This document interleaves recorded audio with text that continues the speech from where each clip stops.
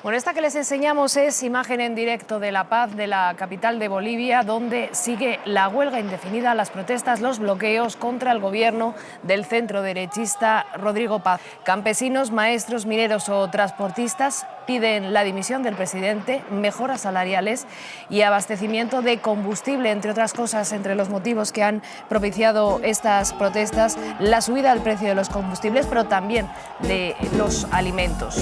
Bolivia camina hacia el espejo de su propia historia. Las calles vuelven a llenarse de protestas sociales. Como a comienzos del siglo XXI, cuando la guerra del agua y la guerra del gas desbordaron el modelo neoliberal, el país vuelve a preguntarse quién gobierna realmente y a favor de quién se ejerce el poder. Si algo marcó el ciclo del Estado plurinacional con Evo Morales en la presidencia fue la irrupción de los sectores históricamente excluidos en la vida política. Bolivia no solamente eligió a un presidente indígena, sino que redefinió también el sentido del Estado boliviano. Por eso, la crisis actual no puede entenderse solamente como un problema económico o administrativo. Lo que pasa en Bolivia es una disputa sobre la dirección de Estado del país, en la que, los indígenas y los sectores subalternos dicen que ya no es posible la vuelta a un Estado racista que les excluya. Tras el golpe de Estado de 2019, el país no logró recomponer plenamente su tejido político y social. La fractura institucional dejó heridas abiertas, persecuciones, exclusión y desconfianza en las instituciones. El regreso electoral del movimiento al socialismo con Lucho Arce y sin Evo Morales no logró sanar esas heridas. Y algo ha demostrado la historia es que Lucho estaba a años luz de Evo como significante de país. La incapacidad de su gobierno para reconstruir la hegemonía del MAS y su choque con Evo, verdadero líder del movimiento, profundizó el agotamiento político de la población. Y claro, ese desgaste fue la oportunidad que aprovechó Rodrigo Paz, un hombre del viejo establishment político boliviano, que supo aprovechar también el empuje plebeyo del policía Edmond Lara, su candidato a la vicepresidencia. El apoyo de los bastiones electorales históricos del MAS a la dupla Paz-Lara les llevó al poder, pero una vez allí, el presidente y su gobierno se pusieron al servicio de la vieja oligarquía. Paz encarna esa nostalgia conservadora de una Bolivia donde las élites monopolizaban la representación política. Claro, el problema para ese proyecto es que el país ya cambió de manera irreversible. La Bolivia actual no puede explicarse sin el empoderamiento político de los movimientos indígenas, del campesinado organizado, de las federaciones sindicales y de las organizaciones cocaleras. El viejo imaginario republicano de una nación homogénea y blanqueadita se quebró cuando el país se miró al espejo y vio a Evo Morales. Ese cambio cultural y político es lo que hoy entra en tensión con las medidas neoliberales impulsadas por el gobierno de Paz, mientras Evo espera en el Chapare. Paz demostró servir a su clase eliminando el impuesto a las grandes fortunas y con su ley de tierras que pretende convertir las tierras comunales en propiedad individual. Claro, es difícil imaginar un casus belli mayor contra el campesinado indígena boliviano. Paz invocó a los ponchos rojos y los ponchos rojos aparecieron para recordar que en Bolivia la lucha de clases está lejos del agonismo de Chantal Mouffe. La marginación del vicepresidente, quien representaba el único vínculo popular del gobierno, revela la torpeza de Paz, que solamente ganó porque estaba pegado a Lara. La historia boliviana demuestra que los intentos de gobernar sin los movimientos sociales terminan siempre en crisis profundas. Desde la Revolución Nacional del 52 hasta el siglo XXI, las grandes transformaciones del país surgieron solo cuando las mayorías populares irrumpieron como sujetos políticos. Por eso, lo que pasa en Bolivia no puede leerse únicamente como una crisis de gobierno, sino que debe leerse como una crisis de Estado, como una crisis de sistema político. Esa crisis que la memoria corta de quienes tomaron las calles para defender el gas, el agua y la tierra sigue siendo el motor de un país muy especial. Pero ojo, esa memoria política es también memoria larga y recuerda siglos de exclusión y de colonialismo. La Bolivia cipaya murió para siempre en diciembre de 2005. Por eso, un presidente cipayo como Paz difícilmente saldrá con vida política de esta crisis. Hoy en La Base hablamos de Bolivia. Bienvenidos y bienvenidas. Jaya y a Bolivia. La Base.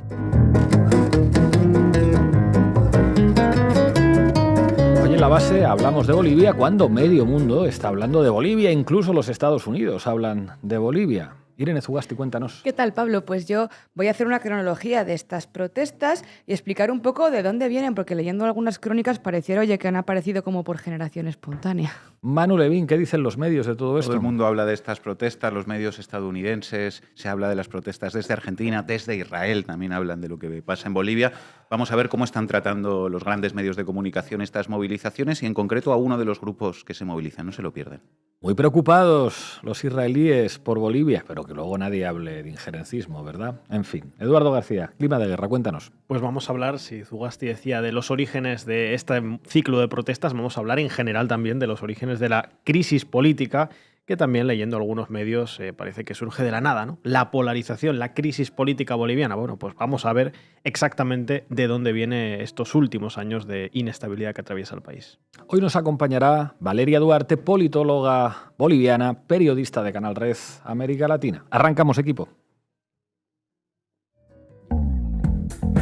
La base de datos. Informa Irene Zugasti. Infórmanos, compañera. Apenas 6 meses después de asumir el poder, el gobierno del presidente boliviano Rodrigo Paz Pereira se enfrenta a una movilización popular histórica. Las calles de La Paz y el Alto se encuentran bloqueadas, los campesinos e indígenas exigen la dimisión del presidente y la tensión ha escalado. Se han producido detenciones masivas y hasta el pronunciamiento de Estados Unidos. ¿Por qué ha estallado Bolivia? Cuéntanos. Si tuviéramos que sintetizar los motivos de este levantamiento popular, quizá podríamos decir, Zugasti, que la tormenta perfecta que está viviendo el país se desencadena a causa de una secuencia de promesas incumplidas, medidas económicas neoliberales y un giro político al que se ha quebrado sin remedio, el vínculo entre Paz y sus votantes, ¿no? Nos tenemos que remontar, como analiza Adrián Laguna en Diario Red, a las elecciones generales de octubre de 2025.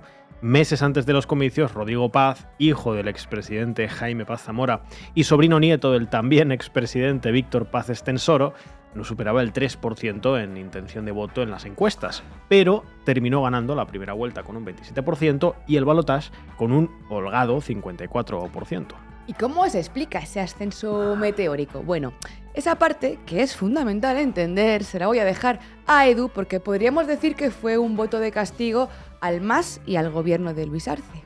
Eso sería un poco brocha gorda, en realidad, porque en el golpe de Estado de 2019 de Bolivia, pues lo determinó absolutamente todo. Lo explico en mi sección, Zugasti, tranquila. Bien, me quedo tranquila. Y vuelvo entonces a esas elecciones generales de hace 8 meses, donde Paz gana con una fórmula electoral muy exitosa.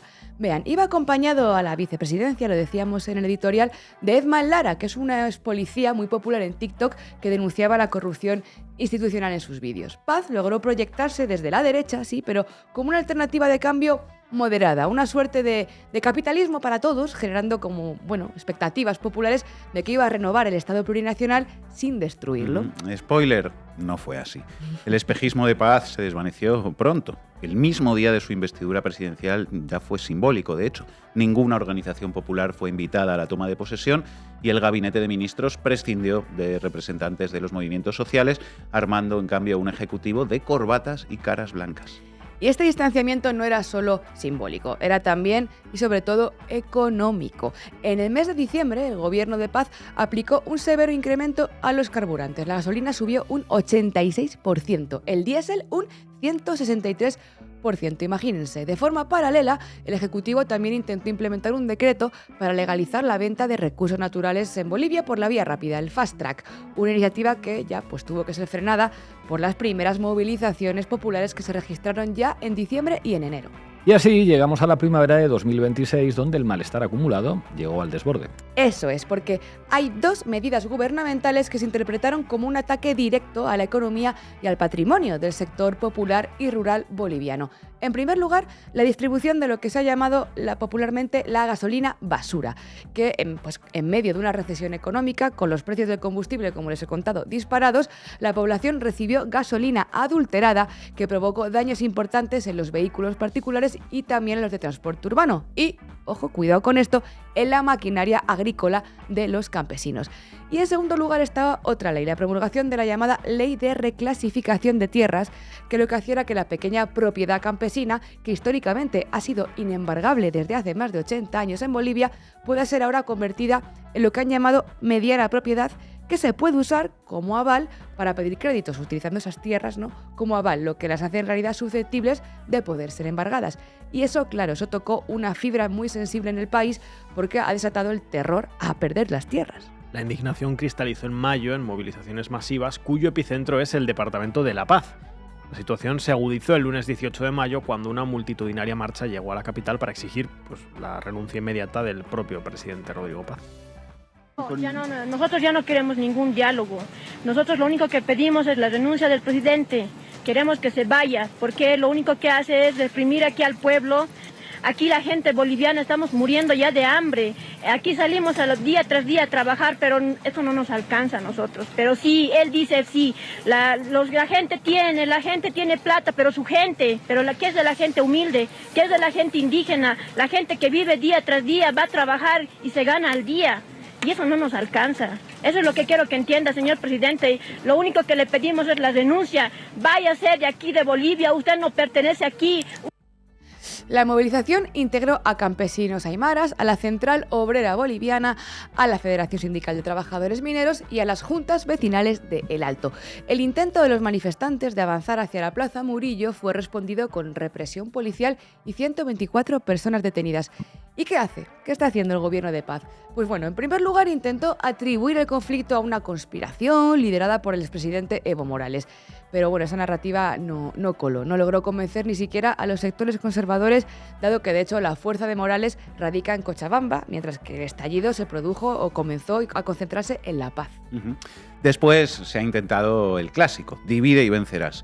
El Ejecutivo intentó negociar y ofrecer prebendas a ciertos sectores para dividir la protesta, pero las bases desbordaron a sus dirigentes amenazándolos si pactaban con el gobierno. Y finalmente se ha aplicado la vía represiva, qué sorpresa. Desde el viernes anterior al 18 de mayo, el gobierno desplegó a la policía y el ejército. De momento ya hay varios ciudadanos fallecidos, además de agravarse el desabastecimiento de alimentos, de medicamentos y de combustible en la capital. El ministro de Gobierno, Marco Antonio Oviedo, ya ha advertido públicamente que aplicará mano dura contra cualquier acción desestabilizadora. Y asimismo, la Fiscalía ha emitido una orden de captura por terrorismo e instigación pública a delinquir contra Mario Argollo, que es el secretario ejecutivo de la Central Obrera Boliviana, que se ha visto forzado a pasar a la clandestinidad. Ministro, gremialistas, transportistas y productores en Cochabamba, además de autoridades y cívicos en Santa Cruz, plantean un estado de sitio para frenar la violencia en La Paz. ¿Qué dice usted al respecto? Yo digo que estado de sitio no, hay que poner el Estado en su sitio. Ojo, estado de sitio no, hay que poner el Estado en su sitio. Estos cortes maravillosos que encuentra Pablo Hurtado. Antes de ayer, el martes, el conflicto tomó mayor fuerza. En una asamblea celebrada en la ciudad de El Alto, campesinos aymaras ratificaron la continuidad de los bloqueos y el corte de las conexiones con Perú, ojo. Y a ellos se les ha sumado también los sindicatos del transporte urbano del Alto, que se han declarado en paro indefinido. Mientras que la ciudad paralizaba su actividad, si nos fuéramos a La Paz, el centro de La Paz está casi inmovilizado. Apenas circulan coches también a causa de la escasez de gasolina. A nivel nacional, además, los seguidores de Evo Morales se iniciaron una marcha desde Cochabamba, donde hay grupos apostados en su casa para proteger al expresidente. Y por supuesto, Estados Unidos ya se ha pronunciado. Su vicesecretario Christopher Landau declaró el martes en un foro en Washington que en Bolivia hay un golpe de Estado en marcha por una alianza perversa entre la política y el crimen organizado. Eso es lo que los psicoanalistas llaman proyección. La politóloga boliviana Susana Bejarano, que está cubriendo y analizando estas protestas para Canal Red América Latina, daba dos claves muy interesantes en la base América Latina. Primera, que aquí no hay que buscar conspiraciones para explicar las causas de este estallido. Están claras, es la crisis económica, el racismo latente y creciente en el país y el hecho de que hay una base social que se siente traicionada, abandonada y sin respuestas. Motivos, creemos, más que suficientes, ¿no? Pero Bejarano explica una segunda clave, una cosa más. Vincula el proceso boliviano con una estrategia regional mucho más amplia, al señalar muchas similitudes con lo que revelábamos en Canal Red, el Honduras Gate, es decir, que hay una derecha alineada y financiada desde Estados Unidos que fabrica enemigos y que instala narrativas en redes sociales favorables a esa derecha, incluso aunque Bolivia no tenga una necesidad estratégica de involucrarse en algunos temas, como por ejemplo el apoyo a Israel, o sí. Y Bejarano señalaba de hecho a Fernando Cerimedo. Les suena, ¿verdad? El asesor con peso dentro del gobierno de Rodrigo Paz, del que hablaba Edu hace muy bien poquito en La Base este lunes, cuando le poníamos nombre y rostro a las cabecitas detrás de ese Honduras Gate y de las campañas de desestabilización de gobiernos como el de Colombia o el de México. Los compañeros del Sinsonte en México tuvieron a Evo Morales en el canal y dejó este análisis. Escuchen. Hace 2 días, Israel, el gobierno de Israel, apoyando a Rodrigo Paz. El presidente de Argentina, más 8 países, derecha a derecha, apoyando a Rodrigo Paz. Esta es una prueba clara que gobiernos que no respetan la vida, que no luchan por la paz con justicia social, apoyan y defienden a Rodrigo Paz. Durante el golpe de Estado, 2019, Donald Trump financió el golpe de Estado, apoyó a las Fuerzas Armadas, y felicita a las Fuerzas Armadas, ahí tenemos documentaciones. Pero hay un argentino, ¿no?, enviado por Milei, periodista, Fernando Cerimedo, el 14 de mayo, hace 2 o 3 días, ¿qué dice? A fuerza de plata del narco, movilizaciones vos, narco pedófilo, tic-tac. Es decir, el narco pedófilo tiene días contados. Está en su Twitter. Entonces, es una lucha ideológica programática. Los compañeros quieren que no se privaticen los recursos naturales, tampoco los servicios básicos, y defender la Constitución que garantiza la plurinacionalidad. ¿Qué es la plurinacionalidad? Es la unidad y la diversidad. Y la diversidad cultural es la dignidad de nuestros pueblos. Somos tan diversos en Bolivia. Entonces, es una lucha ideológica programática. Si el gobierno se comprometiera a no privatizar ni los servicios básicos, ni los recursos naturales, si el gobierno de Rodrigo Paz garantizaría todas las reivindicaciones sociales, salariales, programas sociales, Rodrigo Paz en la campaña dijo: no se va a prestar plata del Fondo Monetario Internacional. Si usted quiere, mandamos todos los videos, sus compromisos. Ahora, primero en pedir crédito del Fondo Monetario Internacional, y el fondo ha condicionado, primero, acabar con todas las subvenciones. Segundo, devaluación, tipo de cambio. Y tercero, privatización de todas las empresas públicas. Y sabe el pueblo, y el pueblo se levanta. No va a permitir la privatización ni las empresas públicas estratégicas, menos los recursos naturales. Pues ya lo han oído ustedes. Ayer en Buenos Aires, en la marcha en defensa de la salud pública contra la motosierra de Milei, ¿saben qué gritaba la gente? Hagamos como en Bolivia, basta ya de cosas tibias. Esto, si lo escucha Unai Sordo, se le sube el azúcar. Gracias, Zugasti. Váyase, señor Rodrigo Paz, nosotros en Bolivia no lo quiere. Usted también nos reprime a la gente indígena. La gente indígena nos representa a nosotros. Gracias a la gente indígena usted come. Su gente de abajo come. Si no fuera la gente indígena, su gente de usted se moriría de hambre. Como digo, la gente humilde, sin los ricos, viviríamos. Pero los ricos, sin la gente humilde, no viven. Se mueren de hambre. La verdad universal. Los ricos se morirían si no fuera por la gente humilde, y la gente humilde podría vivir perfectamente sin los ricos. Manu Levin, todo decía tuyo. Un griego que la verdad es simple y la mentira es compleja. Vamos, compañeros. Titulares al banquillo. El análisis mediático de Manu Levin. Mensaje del Ministerio de Exteriores de Israel. El Estado de Israel expresa su apoyo y solidaridad con el gobierno y el pueblo de Bolivia, así como con el presidente Rodrigo Paz, quien fue electo legítima y democráticamente. Seguimos con preocupación la situación humanitaria causada por los disturbios y bloqueos de carreteras que han provocado escasez de alimentos y suministros esenciales para la población. Israel apoya los esfuerzos del gobierno boliviano para promover el diálogo y preservar la estabilidad democrática del país. Está pasando, ¿eh? Está pasando. Israel expresa preocupación por la situación humanitaria y por la escasez de alimentos y suministros esenciales para la población en Bolivia. Y apoya los esfuerzos del gobierno frente a las protestas. A Israel le molestan los pueblos originarios, en Palestina, en Bolivia y en donde haga falta. Más apoyos a la represión desde el mundo libre. Marco Rubio, que nadie se equivoque. Estados Unidos apoya firmemente al gobierno constitucional legítimo de Bolivia. No permitiremos que criminales y traficantes de drogas derroquen a líderes elegidos democráticamente en nuestro hemisferio. Nuestro hemisferio, our hemisphere. La nueva doctrina Monroe hecha tuit. Y los trabajadores bolivianos en huelga general, criminales y traficantes de drogas. Ahora los mineros y los indígenas son criminales y traficantes de droga. No Marco Rubio. Los criminales y traficantes de droga son tipos como José Orlando Hernández, convicto, o Daniel Noboa, altamente sospechoso. ¿Los recuerda? Los corruptos siempre fueron ellos. Esto le respondió a Marco Rubio Rafael Correa desde su exilio. Estados Unidos, Israel, la Argentina de Milei, luego diremos algo más sobre eso, estos son los aliados del gobierno de Rodrigo Paz en Bolivia y los que apoyan la represión contra las movilizaciones. Y su relato es de manual: criminalización de los trabajadores y las comunidades que están ejerciendo su derecho a la protesta. UHN desde Estados Unidos: alerta en Bolivia, guerrillas criminales de Evo Morales llegan a la capital.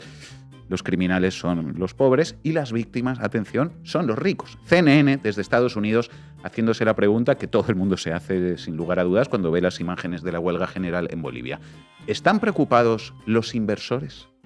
Pobres multimillonarios extranjeros, pobres inversores. Es que nadie va a pensar nunca en los pobres multimillonarios y los pobres inversores extranjeros. Justicia para los multimillonarios. Bueno, la CNN ocupándose de lo importante desde Estados Unidos y su gobierno, el gobierno de Estados Unidos, veíamos antes ya el mensaje de Marco Rubio, ya tiene narrativa, que es como de costumbre difundida automáticamente por los grandes poderes mediáticos de su hemisferio. El País, edición América. Estados Unidos califica las protestas en Bolivia de un intento de golpe de Estado. El grupo Prisa en América Latina nunca defrauda, nunca. Es alucinante. Golpe de Estado, guerrillas criminales. Esos son los términos de la narrativa de criminalización de las movilizaciones. Una narrativa coordinada entre los aliados internacionales del gobierno de Rodrigo Paz, en particular Estados Unidos y Argentina, y las empresas de comunicación de la propia Bolivia, que hoy forman un verdadero pelotón de fusilamiento mediático contra este levantamiento popular. Y una narrativa, además, que se centra específicamente en uno de los grupos que están protagonizando las protestas. Lo adelantaba al principio. Decenas y decenas de titulares como estos. Seguro que han visto quizá alguno. La silla rota. ¿Quiénes son los ponchos rojos que apoyan a Evo Morales y desestabilizan Bolivia? Tiempo 21. ¿Quiénes son los ponchos rojos que respaldan a Evo Morales y vuelven a generar tensión en Bolivia? La Razón de Bolivia. Yarui exige procesar a ponchos rojos por violencia y bloqueos en el Alto. Visión 360. El gobierno denuncia prestos de violencia armada y advierte que los instigadores serán detenidos. Visión 360. Gobierno denuncia que dirigente poncho rojo llama a levantar las armas y asegura que los violentos no tienen opción. Los ponchos rojos, instigadores, tensión, violencia, desestabilización, más violencia. El mismo manual de criminalización de siempre que vale para cualquier movimiento de protesta en cualquier país del mundo, en el que haya un gobierno de derechas, claro. Claro, porque si estuvieran protestando contra un gobierno de izquierdas, los ponchos rojos serían héroes de la democracia y la libertad y Marco Rubio les aplaudiría desde su Twitter. Pero son comunidades indígenas que protestan contra Rodrigo Paz, un presidente neoliberal, así que la sentencia está dictada. Terroristas y narcotraficantes, ¿por qué no? Es la prueba del algodón, en realidad. Si los brazos mediáticos del poder te llaman terrorista, es que lo que estás haciendo quizá pueda cambiar las cosas. EJUTV. En el Alto, ponchos rojos que exigen la renuncia de Paz amenazan con saquear negocios y atacan al transporte público. Urgente, ponchos rojos apedrean autos y obligan a cerrar negocios en el Alto. La Razón de Bolivia, ponchos rojos destrozan vehículos y amenazan comerciantes en el Alto. Agencia Boliviana de Información, ponchos rojos generan caos en el Alto, apedrean vehículos y obligan a cerrar comercios en Río Seco. Más, El Mundo de Bolivia, ponchos rojos generaron caos y enfrentamientos en el Alto, etcétera, etcétera. Amenazan, atacan, apedrean, destrozan y generan caos y enfrentamiento. Pues que le pidan unas bombas a sus amigos del Estado de Israel y se las arrojen a estos salvajes, ¿verdad? Por curiosidad, ¿alguno de todos estos medios de comunicación informa acaso por qué razón protestan las comunidades? Eso da igual. El mensaje es que son violentos. Y el mensaje llega a extremos que, en fin, uno ya no sabe si reírse, si llorar o si dar una voltereta. Visión 360. Ponchos rojos y bloqueadores del Alto agreden física y verbalmente a transeúntes, choferes y periodistas. En medio de la convulsión social que enfrenta la sede de gobierno, los llamados ponchos rojos y personas que se encuentran bloqueando las vías procedieron a agredir con golpes y piedras a transeúntes, comerciantes, choferes y periodistas. Aunque no se registraron personas afectadas, la violencia tiende a crecer. Vaya, así que estos terroristas agredieron físicamente a transeúntes, choferes y periodistas, aunque no se registraron personas afectadas. ¿En qué quedamos? Porque las dos cosas a la vez pues no pueden ser. ¿Le pegaron a todo el mundo o no se registraron personas afectadas? Todo es posible en la prensa libre, Zugasti. Y siempre se pueden añadir, atención a esto, más ingredientes para presentar como desalmados y como demonios a gente que se la está jugando y enfrentándose a la represión para defender sus condiciones de vida. EJUTV denuncian que ponchos rojos atacaron minibús que transportaba niños con síndrome de Down. Violentos, terroristas y capacitistas, Zugasti, lo tienen todo. En fin, poca innovación en el repertorio de demonización de los sectores sociales que se están movilizando en Bolivia, porque es el mismo manual de siempre, efectivamente, como decía Edu. Cualquiera que proteste contra el capitalismo salvaje es un terrorista, y si encima ya es un indígena, peor todavía. Pero quiero que veamos un momento para terminar cómo se está desplegando también esta narrativa desde Argentina. Esa derivada es clave porque, como sabemos, hay en estos momentos una injerencia política clara del gobierno de Javier Milei en Bolivia, con al menos dos factores muy importantes. El primero, la presencia en La Paz de Fernando Cerimedo, fundador de La Derecha Diario, responsable de campañas digitales sucias en Argentina, en Chile y en Brasil, imputado además por la Policía Federal de Brasil por su papel en el intento de golpe de Estado de Jair Bolsonaro y ahora mismo asesor estrella del presidente boliviano Rodrigo Paz. Y segundo, los aviones de transporte tácticos Hércules C-130 que ha enviado Milei a Bolivia para supuestamente prestar ayuda humanitaria, pero que se estarían usando en cambio para ayudar a reprimir humanitariamente, eso sí, al pueblo boliviano. Represión humanitaria.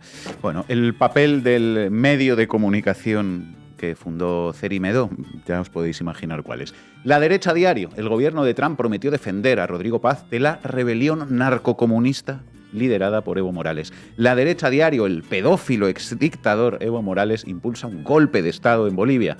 La Derecha Diario, el intento de golpe de Estado en Bolivia deja ya 127 golpistas detenidos y varios policías heridos. Intento de golpe de Estado. Ya.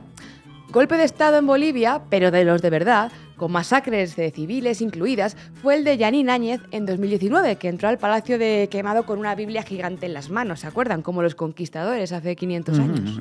5 siglos igual, que cantaba León Gieco. El caso es que el apoyo aéreo que Milei y los suyos están brindando a la represión en Bolivia no se reduce solo a los Hércules y a los consejos de Cerimedo, porque también es un fuego de cobertura mediático. Bolivia, los ponchos rojos piden guerra civil. Con este tipo de inocentes rótulos informativos, enmarca A24 del Grupo América las protestas en Bolivia desde Argentina. Y escuchemos un momento que sucedió en ese mismo programa. Hace 2 días, cuando Evo Morales salió a denunciar públicamente la colaboración del gobierno de Milei en la represión, Eduardo Feynman recibe un mensaje en directo del ministro de Exteriores argentino, Pablo Quirno, y lo hace entrar en vivo para que difunda su propaganda. Dentro vídeo. Escribir el canciller que nos está viendo y dice: toda la organización logística de ayuda y de los países que piensan de manera similar fue de la Cancillería Argentina. Es absolutamente falso lo que acaba de decir Evo Morales. ¿Me dejás que lo llame? A ver, ¿puedo intentar? Pero por supuesto lo llamemos al canciller. Esperá, Va a ser... Sí, esperá. sí, claro. Vamos a ver si me atiende. Bien, Esperá. bien, sería muy importante. Sería muy importante. Uno de los accesos... A ver si puedo. Hola. Hola. Canciller. Sí. Canciller Quirno, ¿qué tal? ¿Cómo le va? ¿Cómo va? Bien, bien, bien. Dame el micrófono. ¿Escuchó a Evo Morales? ¿Es cierto lo que cuenta Evo Morales? No, es absolutamente falso. Y es parte de, obviamente, la campaña de desinformación y desestabilización que quieren instalar para el gobierno legítimamente electo por la gente en Bolivia de Rodrigo Paz. O sea, ¿usted nos puede explicar bien qué llevaron los Hércules? Los Hércules fueron pedidos la semana pasada por el gobierno boliviano a la Argentina, justamente para brindarles la oportunidad de abastecer a La Paz, que está siendo afectada por los cortes de estos opositores que están tratando de debilitar al gobierno del presidente Paz en Bolivia. Un momento. Casualmente tengo al teléfono al ministro Quirno. Querido ministro, yo ya he hecho mi parte, hasta puesto un rótulo en pantalla que dice que los manifestantes están pidiendo guerra. Ahora le toca a usted, ministro. Háblenos de los aviones militares que han enviado para ayudar. Tremendo. Y después, turno de los colaboradores de la mesa de Eduardo Feynman. Sí, ¿qué sospechas o información tienen sobre financiamiento de la insurgencia de Evo Morales por parte del narcotráfico? ¿Escuchó, canciller? Sí, lo escuché un poquito lejos a Pablo, pero bueno, justamente eso es algo que es una preocupación regional en todo este tipo de situaciones, ¿no? Es algo que esta gente se especializa, nosotros también lo hemos sufrido al comienzo de nuestro gobierno. ¿Qué información tienen sobre la financiación de esta insurgencia por parte del narcotráfico? Éramos pocos y parió la abuela, ¿eh? Lo dice Marco Rubio, Quirno, bueno, indistinguible. A las agresiones a transeúntes, choferes y periodistas sin que se registraran personas afectadas y a los ataques a niños con síndrome de Down como parte de un golpe de Estado en el hemisferio de Marco Rubio que preocupa mucho a Israel por la situación humanitaria y la escasez de alimentos que han provocado estos terroristas, se suma la financiación del narcotráfico. Y seguimos para bingo. Se ve que a Eduardo Feynman no le pareció suficiente todavía, que al día siguiente volvió a meter en vivo en su programa al canciller argentino para que insistiera en el mensaje de que enviaron los Hércules, aviones militares, para ayudar. Atención al lenguaje. Canciller de la República Argentina. Canciller, buen día. ¿Qué tal? ¿Cómo le va? Buen día, Eduardo. ¿Cómo están todos? ¿Cómo anda? ¿Bien? Bien, muy bien. Gracias. ¿Preocupado por la situación de Bolivia? Sí, preocupado por la situación de Bolivia. ¿Escuchó a Evo Morales hablar en alguna radio aquí? El terrorista dijo que ustedes mandaron Hércules, usted y el presidente mandó Hércules, y los Hércules, no sé qué, dice que transportaron tropas. De gobierno. Me gustaría una reflexión suya. ¿Esto es verdad? ¿Acá tuvieron que pedir permiso al Congreso para enviar esos aviones o no hace falta? No hace falta. No hace falta. En este contexto no hace falta, pedir. Es una ayuda humanitaria. Humanitaria, claro. Absolutamente. Claro, sí. ¿Escuchó a Evo Morales, a este terrorista, a hablar de los aviones que ustedes mandaron? Venga, diga lo suyo, ministro. ¿Verdad que los aviones son para ayuda humanitaria? Ayuda humanitaria, claro. En fin. Estos tipos no son periodistas, son portavoces del poder. Ahí lo tienen, blanco y en botella. Y espera, Pablo, que todavía le faltaba otro invitado estrella a Eduardo Feynman. Pues ya estamos todos, Eduardo Feynman, mano a mano junto a los ministros de Exteriores de Argentina y de Bolivia, vomitando toda su violencia mediática contra los trabajadores bolivianos, actos de sedición y terrorismo, golpe de Estado, terrorismo de Estado que aquí parece que han tenido un pequeño lapsus porque el Estado lo tienen ellos, entonces si alguien hace terrorismo de Estado será el gobierno boliviano. Vamos, digo yo, este humilde politólogo. En fin, habría que recordarle a este indocumentado que ejercer el derecho legítimo a la protesta no es ningún atentado a la democracia, al contrario, es una de las esencias de la propia democracia, aunque le moleste a la oligarquía blanca boliviana, a Marco Rubio, a Javier Milei y a Benjamin Netanyahu. Gracias, Manu. Lo que sabemos que pasa en Bolivia hasta este momento es que hay un pueblo en las calles al que están matando y hay un gobierno que está cuestionado por ese pueblo que puede tomar la decisión que tomaron gobiernos colombianos de desatar la muerte sobre la población que se moviliza o abrir un diálogo, que es lo que yo creo que se debe hacer. Si por proponer un diálogo y una intermediación sacan a la embajadora, pues es porque se está pasando a extremismos que pueden llevar a una situación muy difícil al pueblo boliviano. Espero que eso no pase. Clima de guerra. Eduardo García, todo tuyo. Vamos con ello. Clima de guerra, con Eduardo García. Vamos a echar un poco la vista atrás, porque leyendo algunos medios pareciera como si esta crisis hubiera salido de la nada, como si Bolivia, así porque sí, hubiera pasado de ser un país que crecía varios puntos cada año y aumentaba todos los indicadores sociales también cada año, a una crisis por la polarización. Y no es así. Domingo 20 de octubre de 2019. Bolivia celebra sus elecciones presidenciales. Evo Morales, tras 13 años en el gobierno, busca un cuarto mandato. Su principal rival es Carlos Mesa, expresidente y figura fuerte de la oposición. Aquella noche los resultados preliminares mostraban a Evo Morales por delante con un poco más del 45% de los votos, mientras que Mesa rondaba el 38%. Para evitar una segunda vuelta, según la normativa electoral boliviana, Evo Morales necesitaba superar el 40% y sacar al mismo tiempo 10 puntos de ventaja. El oficialismo, la izquierda, confiaba en que el voto rural a lo largo del escrutinio pues terminaría por inclinar la balanza a su favor. Pero el conteo se vuelve lento, algo bastante habitual en las elecciones en Bolivia. La oposición denuncia irregularidades y empieza a escucharse la palabrita mágica de la extrema derecha latinoamericana cada vez que pierde unas elecciones últimamente. Fraude, fraude, fraude. Fraude, fraude. Y a veces la usan hasta cuando parece que van a ganar.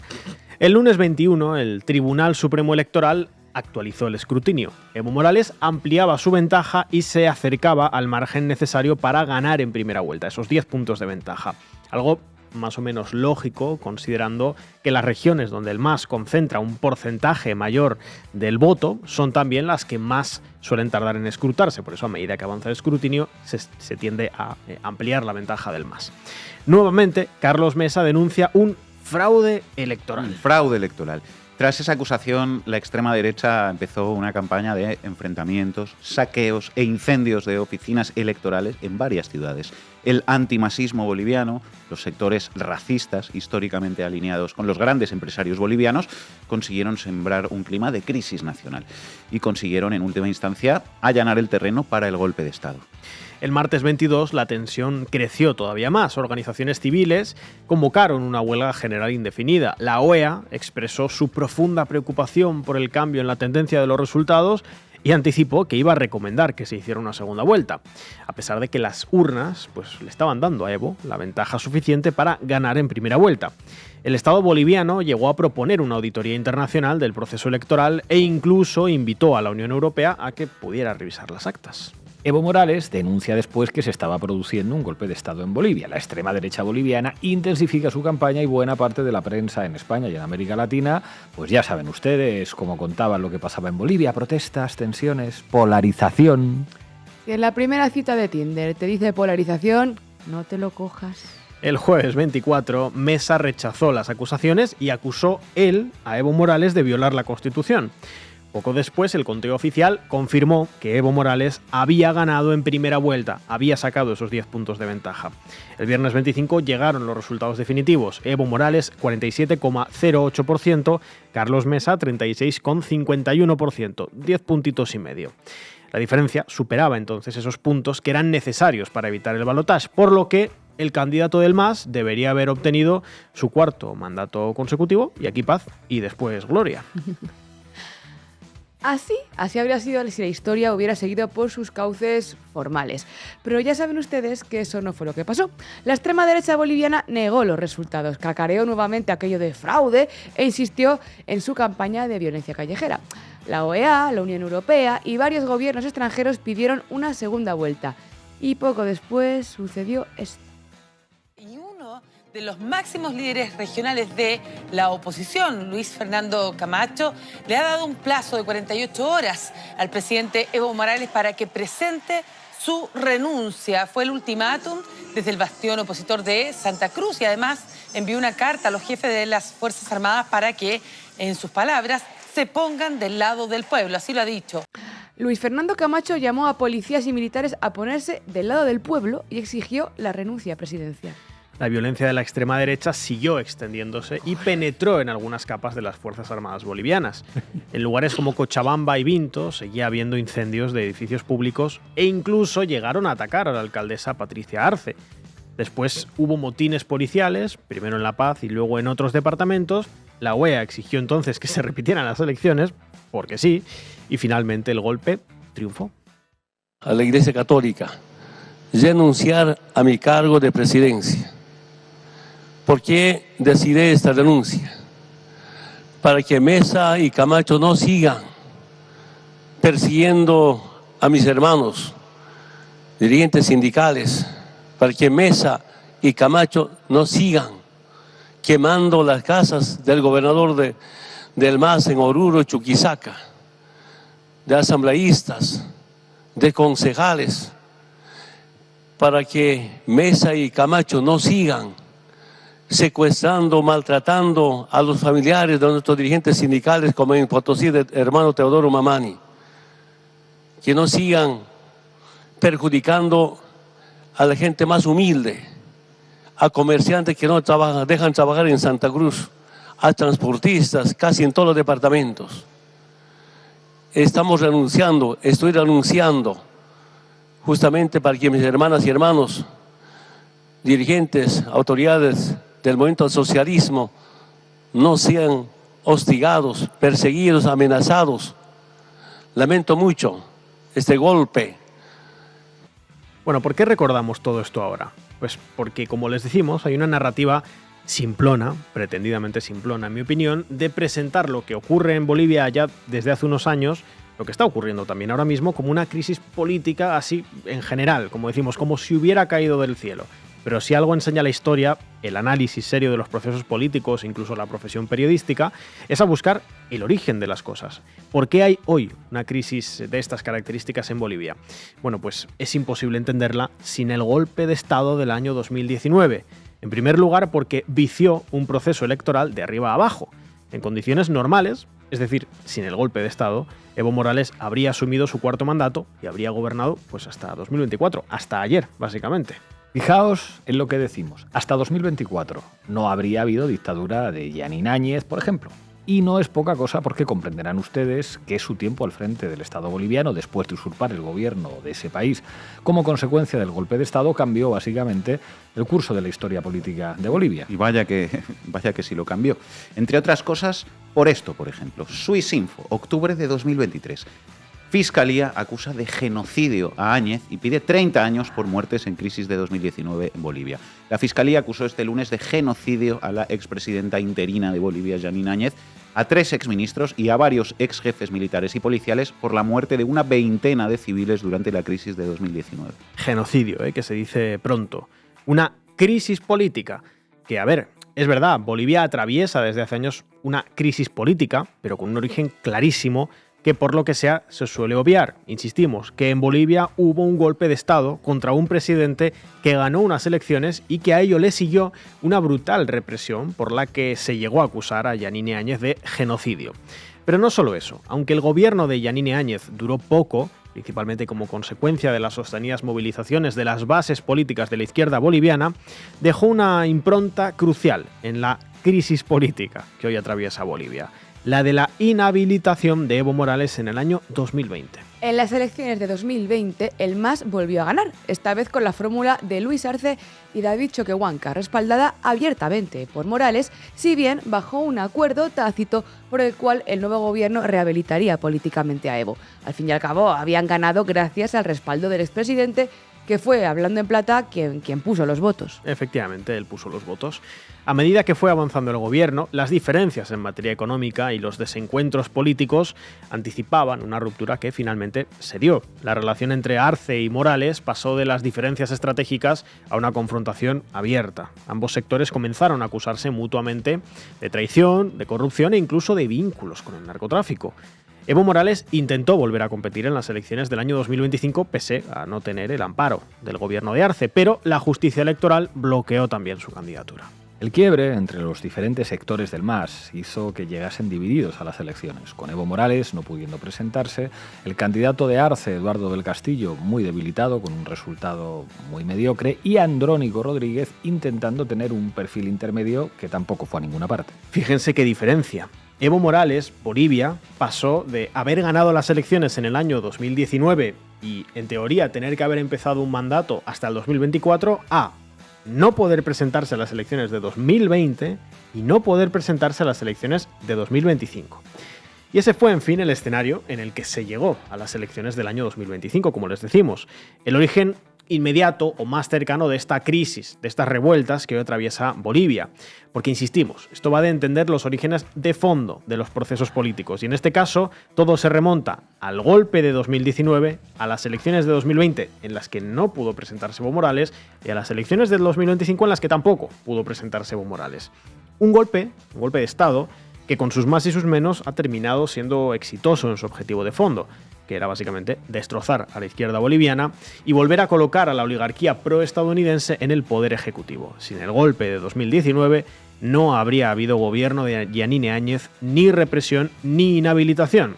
Sin eso, no habría habido tampoco una candidatura malmenorista, por así decirlo, como la de Luis Arce en 2019, y quizá tampoco un gobierno que decepcionó a buena parte de su electorado y que terminó enfrentado al sector de Evo Morales. Y sin esa ruptura del MAS, no habría habido nueva persecución contra Evo Morales ni una izquierda dividida en 2025.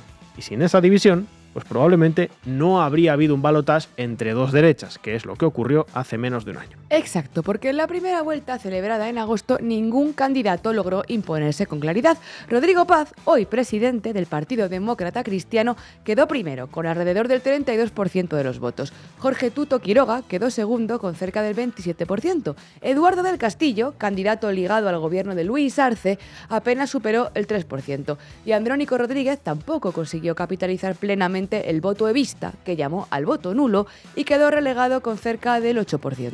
En octubre, en la segunda vuelta, Rodrigo Paz derrotó a Quiroga con el 54,5% de los votos y hasta hoy.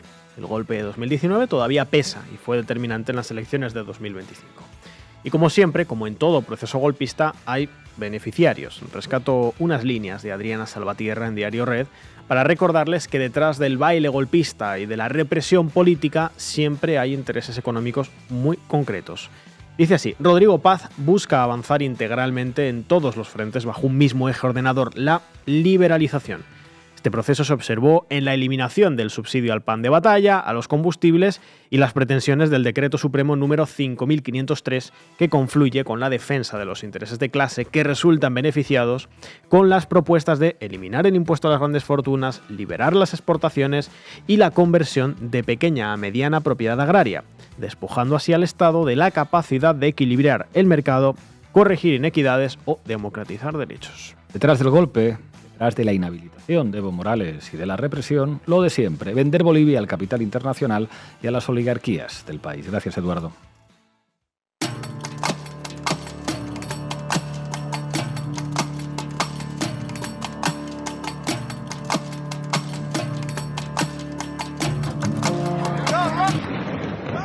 El pueblo yemení ha sufrido muchas injusticias y muchas intervenciones extranjeras y ha pagado un precio muy alto. Por lo tanto, sienten verdaderamente lo que muchos pueblos están sufriendo, incluido el pueblo palestino, el pueblo libanés, lo que está ocurriendo actualmente en Irán y lo que están ocurriendo en muchos otros países del mundo, como lo que ocurrió en Venezuela. Queremos subrayar un punto muy importante: el sionismo. El sionismo respaldado por Estados Unidos e Israel, que representa un peligro no solo para esta región o para el mundo árabe y musulmán, sino para toda la humanidad. Yemen está siendo atacado, Palestina está siendo atacada, Líbano está siendo atacado y lo mismo ocurre con otros países de la región. Ahora también Irán está siendo atacado. Formamos parte de esta batalla porque pertenecemos a una región que está siendo atacada. Yemen tiene cartas que jugar y las utilizará para recuperar los derechos del pueblo y reconstruir la economía yemení.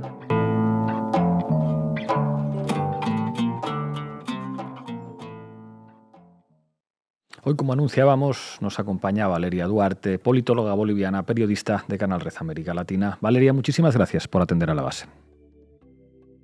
Hola Pablo, ¿cómo estás? Y hola a todos los compañeros que están por allá. Valeria, explícanos, ¿cómo puede resolverse, a tu juicio, esta crisis? Bueno, bien ustedes remitían hacia 2019, ¿no? El inicio de todo esto. Lo que pasó realmente en Bolivia es que se quebró el pacto social que se había construido en 2005 y se formalizó, digamos, con la Constitución del 2009 en lo que significó el Estado plurinacional. Lo que pasa en este momento es que la base popular no está en el poder. Realmente ese es el problema real. Y que Rodrigo Paz proponga crear un ministerio de asuntos indígenas, de movimientos sociales, es solo una receta recalentada de lo que fue el neoliberalismo en su momento, y que ha sido muy cuestionado en ese tiempo por el Maipu, entre otras personas, que decía, bueno, pues, si hay asuntos, un ministerio de asuntos indígenas, ¿por qué no hay un ministerio de asuntos blancos, ¿no? Entonces lo que está pasando es eso: se ha abierto una herida colonial que pensábamos que se había cerrado y que en realidad lo que tiene que buscar es volver a poner al bloque popular, a los mineros, a los campesinos, a los sindicatos en la toma de decisiones del poder. Porque ellos ya saben lo que significa estar en el Estado, saben lo que significa gobernar, saben lo que significa ser parte de esto. Entonces es limar esta traición, digamos, al país, al Estado plurinacional, y volver a tejer la política interna desde otra perspectiva que no sale de estas reuniones oligárquicas, de esta élite política tradicional que entiende la política como una herencia, ¿no? Entonces se tienen que sentar a negociar los sectores, porque en este momento ya no hay pedidos, ya no hay demandas en específicas. ¿no? Lo que se quiere es retomar al poder, básicamente. Lo que tiene que hacer Rodrigo Paz es entender que la Bolivia del 2026 no es la Bolivia del 2005 y puede gobernar de la misma manera. No es la misma Bolivia que han tratado de cimentar, digamos, o recimentar en 2019 con el golpe de Estado. Ya se ha visto que eso no ha traído buenos resultados y en este momento se está viendo lo mismo. Los sectores movilizados no se van a ir de la sede de gobierno, se está viviendo un cerco al mejor estilo Aymara de la ciudad como una medida de presión que es impresionante. En este momento no hay comida en la ciudad, la gente sí lo está padeciendo, pero es una medida de presión porque ha habido el sector, esta base, digamos, que ha apoyado a Rodrigo Paz, que se siente traicionada y que necesita volver a tomar el poder, volver a ser parte de las decisiones políticas, volver a ser parte de la construcción del horizonte del Estado plurinacional.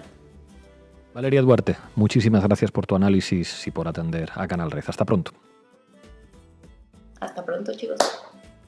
Llegamos al final del programa. Recuerden hacerse socios y socias de Canal Red en apoya.canalred.tv o en el QR que aparece en sus pantallas. Les dejamos con un temazo, Somos Más. Hasta la semana que viene.